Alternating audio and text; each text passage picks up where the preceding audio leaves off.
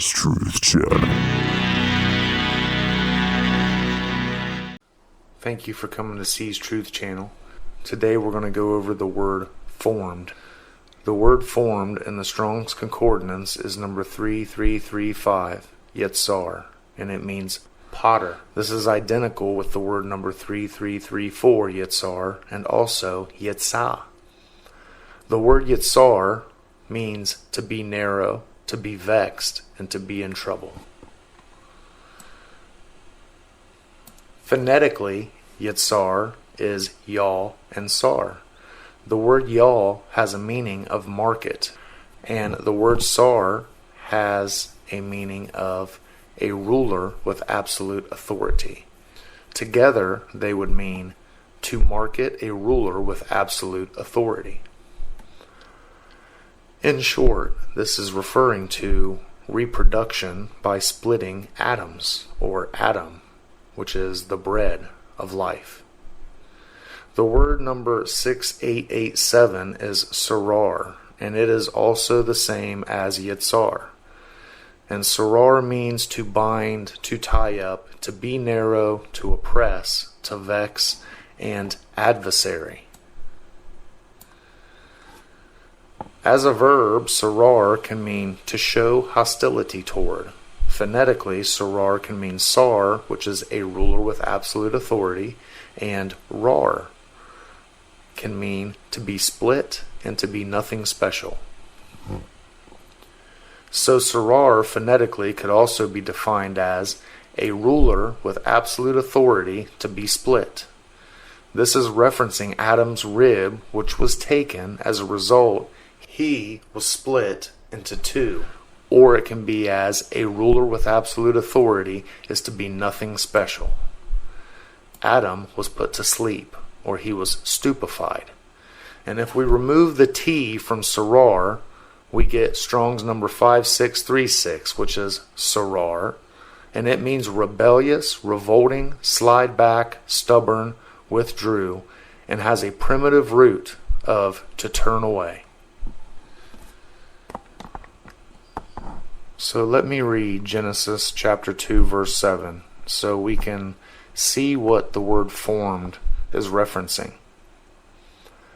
Then the Lord God formed man from the dust of the ground, and breathed the breath of life into his nostrils. The man became a living being. I know this seems like a lot, but every single aspect of this word formed is a prerequisite to understanding how the reality of our current existence came to be via the Lord God, whom is the Yahweh Elohim, which by definition means the fallen gods. Let's analyze some stuff here. If the word formed can mean adversary, which also means Satan, then could this be telling us who in fact the thief really is? Was it not Satan that rebelled, that turned away from the true Father, and acted as an adversary to mankind? Like a thief that snuck in while Adam was sleeping and sowed tares amongst the wheat. Another question: if Adam 1 was created in the image of Elohim, why would the Lord not want Adam to eat of the tree and be like God, or Elohim? Seeing as to how he was created to be like God, is it because the Lord wanted the one with absolute power to be nothing special? Because the Lord is jealous. Was Adam 1 not falling for the deception Yahweh was putting out, if there was one? Notice the question in Genesis 1:26, let us make man. Was this the Lord asking amongst the Elohim, and the Elohim said no and created Adam in their own image? Did this set off a flare in the Lord that caused a rebellion? Let's look at what took place when the Lord formed Adam in Genesis chapter 2, based on the definitions. When Adam was formed, Adam was bound. He was tied up, made to be narrow. He was vexed and oppressed. quite contrary to Adam in chapter 1, who was created in the image of God and called to be ruler of the earth with no restrictions. Adam in chapter 2 was completely cut off from what he was in chapter 1. Why?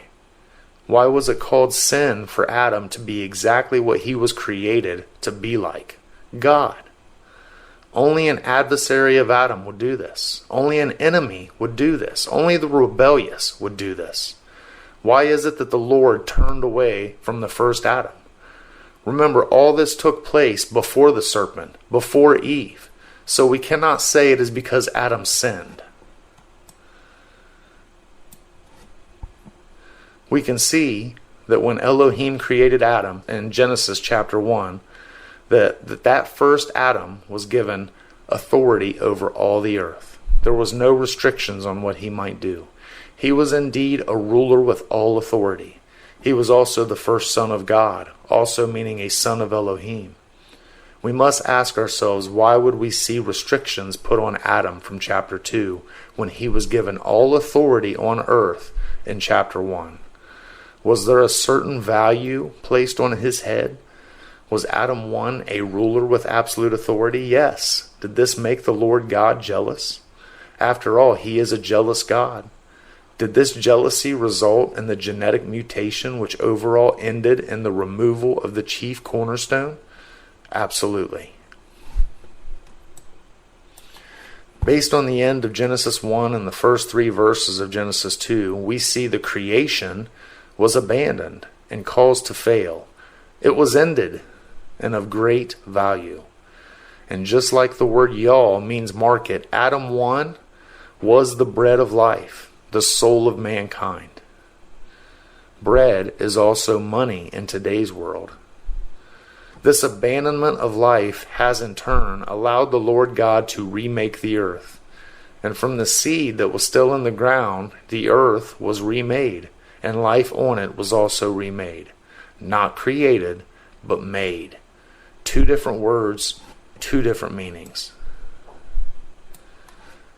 I would like to remind anyone watching I am only showing you what my fountains of research have produced.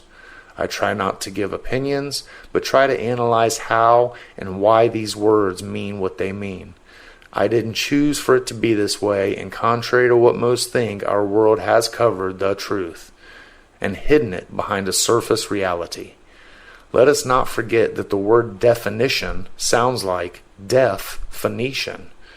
This is because we are indeed deafened by the language, or the land Jew age, or the land of the Jews age, into believing a lie. We have been vexed, we are narrow, we are in trouble, we have been oppressed, someone has been hostile with us, someone has used us for financial gain, someone was rebellious, someone has genetically spliced us, and someone was an adversary to us. Ironically, we find all these things under the very word of our existence, formed. Who formed us? Lord God formed us. Lord God is the Yahweh Elohim. Havas Elohim means the fallen gods. So in order to know what was valuable to the Yahweh, we must look further into what was taken and used to remake life, which is the bread.